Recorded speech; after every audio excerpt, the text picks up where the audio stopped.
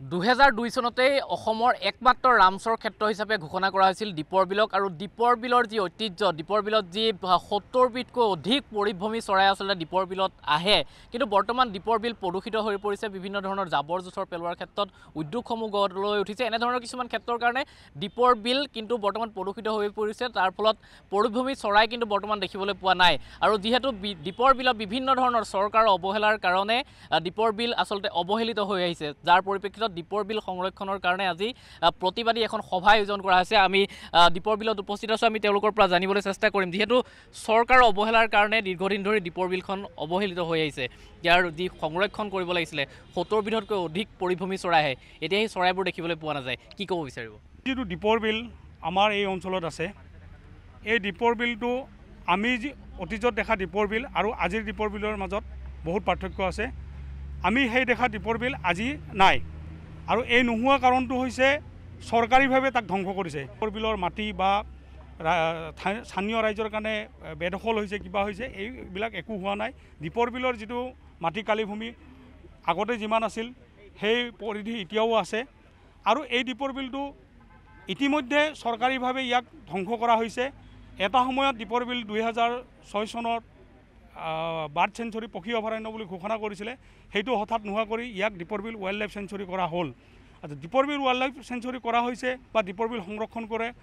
দীপৰ বিল ভালদৰে ৰাখক তাৰ কাৰণে আমাৰ এই স্থানীয় ৰাইজৰ কোনো ধৰণৰ ওজৰ আপত্তি নাই কিন্তু দীপৰ বিলটোক লৈ চৰকাৰীভাৱে যিটো ভেকু ভাওনা কৰি আছে আমি তাত অতিষ্ঠ হৈছোঁ এই অঞ্চলৰ ৰাইজে ইতিমধ্যে এই দীপৰ বিলক ৱাইল্ড লাইফ চেঞ্চুৰীক লৈ যিটো ইক' চেঞ্চিটিভ জোন ঘোষণা কৰিব বিচাৰিছিলে 2015 চনতে ইয়াৰ এই অঞ্চলৰ প্ৰায় 16খন গাঁৱক লৈ ৰাজহুৱা শুনানি দুবাৰকৈ হৈ গৈছিলে তাৰ কাৰণে আমি বিভিন্ন ধৰণৰ দাবী স্মাৰকপত্ৰও দিছিলোঁ এই স্মাৰকপত্ৰবিলাক কিছু মোৰ হাতত আছে এইবিলাক তো গতিকে তাৰ পিছতো কিন্তু এই ইক' চেঞ্চিটিভ জোনৰ সীমা নিৰ্ধাৰিত নহ'ল আমাৰ এটাই দাবী আছিল সেই সময়তে যে ৰেল লাইনৰ ভিতৰত দীপৰ বিলৰ যিটো মাটিকালি আছে বা জলধাৰা আছে আৰু তাৰ ওচৰে পাঁজৰে যিবিলাক চৰকাৰী ভূমি আছে সেই ভূমিবিলাক কোনোবাই যদি দখলো কৰিছে আৰু যদি দখল কৰাও নাই সেইবিলাক সংৰক্ষণ কৰি আমাৰ লাগিলে গড়ভঙা ৰাণী ৰিজাৰ্ভ সেইখিনিক লৈ ইক' চেঞ্চিটিভ জোন ঘোষণা কৰিবৰ কাৰণে আমি বাৰে বাৰে আমি অনুৰোধ জনাইছিলোঁ আৰু এইটো ৰাজহুৱা শুনানি হৈ গৈছিলে 2015 চনত দুবাৰকৈ তাৰপিছতো কিন্তু ইয়াৰ কোনো সুসিদ্ধান্ত নহ'ল আৰু এই সিদ্ধান্ত নোহোৱাই এতিয়া আমি যোৱা 25 আগষ্টত আমাক মিনিষ্ট্ৰী অফ এনভাইৰনমেণ্ট ফৰেষ্টৰ পৰা আমি এখন মানে জাননী পাইছোঁ এই জাননীখনত দীপৰ বিলৰ ইক' চেঞ্চিটিভ জোনৰ সীমা নিৰ্ধাৰণ কৰিছে যিবিলাক তেখেতসকলে তাত কোনো গাঁৱৰ নাম উল্লেখ কৰা নাই বা ঠাইৰ নাম উল্লেখ নকৰাকৈ GPS কোঅৰ্ডিনেট পইণ্ট দি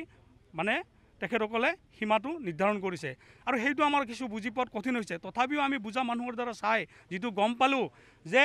তেখেতসকলে পূব ফালে আৰু উত্তৰ ফালে যিটো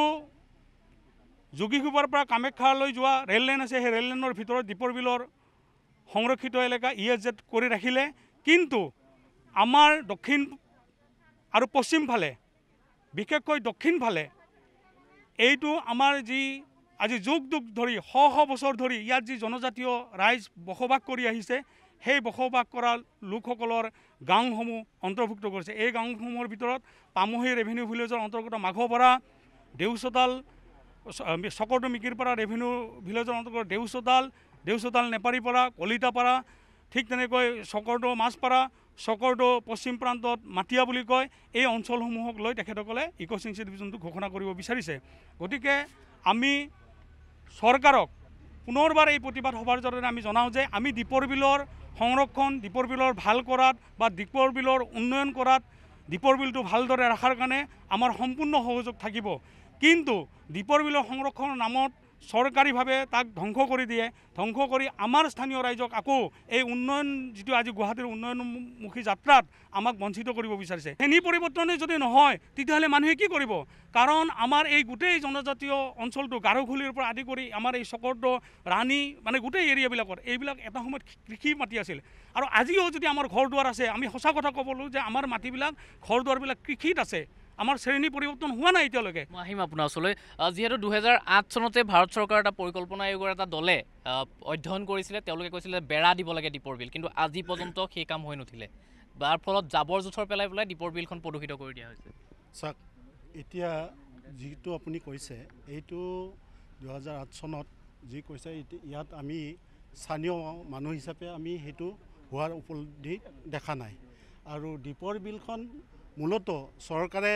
এইটো কাৰণে ধ্বংস কৰিছে যে মৰা ভুৰুলিৰ পানী আহি দীপৰ বিলত পৰে, আৰু দীপৰ বিলত পৰি পানীখিনি প্ৰদূষিত হৈ তাতে বেছিভাগ পোকে মানে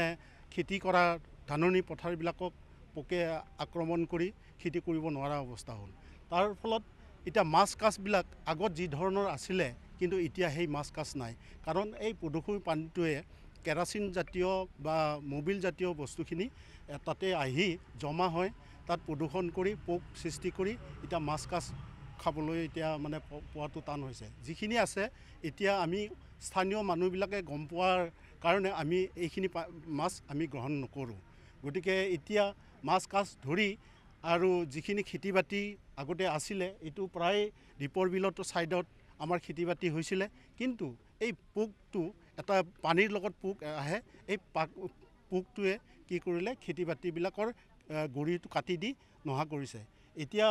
পৰিভ্ৰমণ চৰাইখিনি আগতে আহিছিলে, আমি ৰাতিপুৱা 4টা বজাত গম পাওঁ তেওঁলোকে যেতিয়া নেকি দীপৰ বিলত চৰাই পক্ষী পৰে তেতিয়া এটা চাউণ্ড হয়, কিন্তু আজিকালি সেই পানী প্ৰদূষণৰ কাৰণে আজিকালি এই পৰিভ্ৰমী চৰাইখিনি আজিকালি নহা হৈছে। দীপৰ বিলৰ কাষতে আপোনালোকে উল্লেখ কৰিছে যে দীপৰ বিলৰ কাষতে উচ্চ ক্ষমতাসম্পন্ন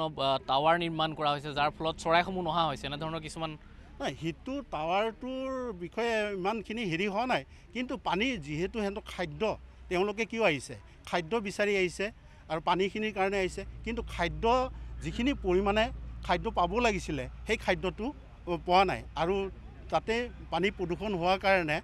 তাত যিখিনি ভিতৰত ভেঁকুৰ জাতীয় খাদ্য আছে, মাছ কাছ আছে, এইখিনি মানে পানী প্ৰদূষণৰ কাৰণে মাছখিনি ওলাই গৈছে। এতিয়া আছে যদিও সেইখিনি মাছখিনি খোৱা উপযোগী ঐতিহ্যটো নোহোৱা হৈ গৈছে, এতিয়া নোহোৱা হৈ গৈছে। 2017 চনতে স্মাৰ্ট চিটি প্ৰকল্পৰ দিনত 250 কোটি টকা দীপৰ বিললৈ দিয়া হৈছিলে, কিন্তু আজি পৰ্যন্ত কাম হৈ নুঠিলে, কেৱল ফাইলতে আবদ্ধ হৈ থাকিলে। কি ক'ব বিচাৰিব আচলতে দীপৰ বিলৰ সংৰক্ষণৰ কাৰণে? দীপৰ বিলৰ সংৰক্ষণৰ ক্ষেত্ৰত আচলতে কি, আমাৰ যিটো ঊৰ্ধ্বতন কৰ্তৃপক্ষ আছে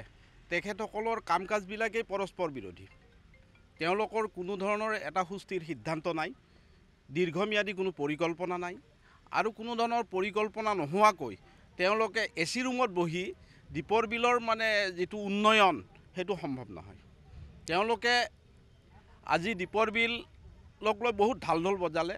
আৰু ডাঙৰ ডাঙৰ অফিচাৰ আহিল, বিষয়ববীয়া আহিল, কিন্তু তেওঁলোকে গাঁৱৰ মানুহখিনিক লগ নধৰে।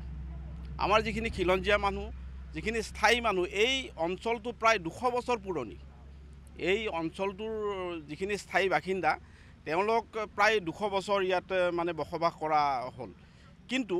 তেওঁলোকে যিসকল বিষয়ববীয়াই ইয়াত ইক' চেঞ্চিটিভ জ'ন কৰিব বিচাৰে, দীপৰ বিলক পক্ষী অভয়াৰণ্য কৰিব বিচাৰে, তেওঁলোকে পক্ষী অভয়াৰণ্য কৰাৰ কাৰণে যিটো পাৰিকাঠামো লাগে, যিটো ফাউণ্ডেশ্যন লাগে, সেই ফাউণ্ডেশ্যনটোৱেই নাই। গতিকে এতিয়া ৰিচেণ্টলি কাম কৰি আছে GM দিবলৈ মেটেকা উঠাই আছে, এইটো মূৰ্খই নকৰে, ক'ব বেয়া, কাৰণ দীপৰ বিলত মেটেকা বাৰিষা হয়, খৰালি পাৰত উঠি যায়, অট'মেটিক শেষ হৈ যায়। সেই কামখিনি দীপৰ বিলৰ বিভিন্ন উন্নয়নমূলক কাম আছে, সেইবিলাক তেওঁলোকে নকৰে। দীপৰ বিলত যিখিনি মানুহ বাহিৰৰ পৰা আহে তেওঁলোকে পেচাব কৰাৰ কাৰণে ঠাই নাই, পানী খাৱাৰ কাৰণে কোনো সুব্যৱস্থা নাই। দীপৰ বিলক লৈ ঢাক ঢোল বজাই 17 কোটি 15 কোটি তেওঁলোকে ফাইলত কি কৰি আছে নাজানো। এই দীপৰ বিলক লৈ বিভিন্ন ধৰণৰ দুৰ্নীতি হৈ আছে, সেইবিলাক ভালকৈ উচ্চস্তৰীয় যদি মানে তদন্ত কৰা হয়, ৰৌ বৰালি ওলাই যাব। আৰু আগতে দেখিছিলোঁ যে দীপৰ বিলৰ মাজেৰে এটা কেনেল খান্দিছিল,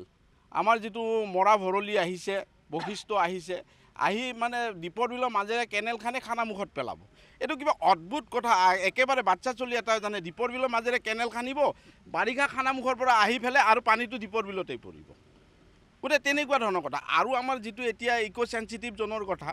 ইক' চেঞ্চিটিভ জ'নক আমি বিৰোধিতা নকৰোঁ, কিন্তু কথা হ'ল কি, আমি দীপৰ বিলৰ লগত আমাৰ যিখিনি স্থানীয় বাসিন্দা আমি সহাৱস্থান কৰি থাকিব বিচাৰোঁ। দীপৰ বিলৰ লগত আমি সহাৱস্থান কৰিব বিচাৰোঁ। আমি দীপৰ বিলৰ বিৰোধী নহয়, আৰু আমি দীপৰ বিল থকা কাৰণে আমি বাচি আছোঁ। কিন্তু ডাঙৰ কথা হ'ল এনেকুৱা হৈছে যে বৰ্তমান চৰকাৰ